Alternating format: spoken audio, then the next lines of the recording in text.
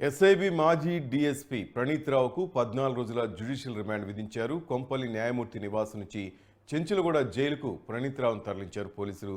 మన అప్డేట్స్ మరి రిపోర్టర్ కృష్ణ నాటి తెలుసుకుందాం. కృష్ణ చెప్పండి. ఏదైతే ఫోన్ ట్యాపింగ్ కేసు వ్యవహారానికి సంబంధించి ఈ ప్రణీత్ రావుని నిన్న రాత్రి ఈ మేడ్చల్ జిల్లాలో ఉన్న నాంపల్లి అదనపు జడ్జ్ ఇంటి ఎదుట హాజరుపరచడం జరిగింది.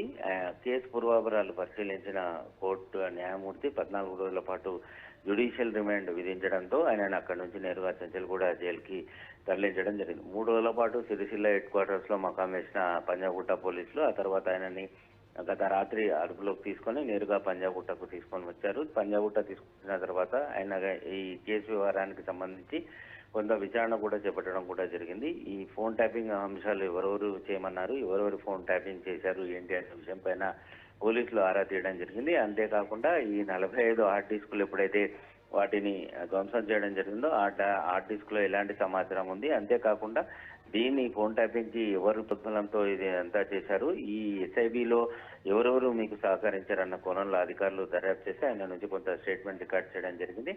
ఎప్పుడైతే న్యాయమూర్తి 14 రోజుల రిమాండ్ విధించడంతో న్యాయమూర్తి ఇంటి నుంచి నేరుగా చెంచల్గూడ జైలుకి తరలించారు.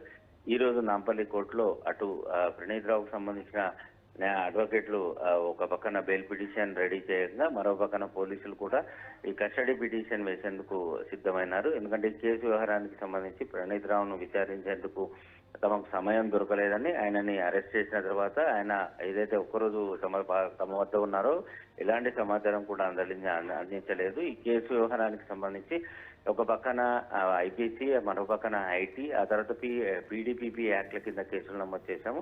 దీని వెనకాల పెద్ద ఎత్తున కుట్రకోణం దాగి ఉంది కాబట్టి ప్రణీత్ రావును విచారిస్తే దీని వెనకాల ఉన్న పెద్దలు ఎవరు, ఈయనకు సహకరించింది ఎవరు అన్న పూర్తి స్థాయి వివరాలు తెలిసే అవకాశం ఉంటుంది కాబట్టి ఖచ్చితంగా కస్టడీ పిటిషన్ దాఖలు చేస్తామని పోలీసులు చెప్పడం జరిగింది.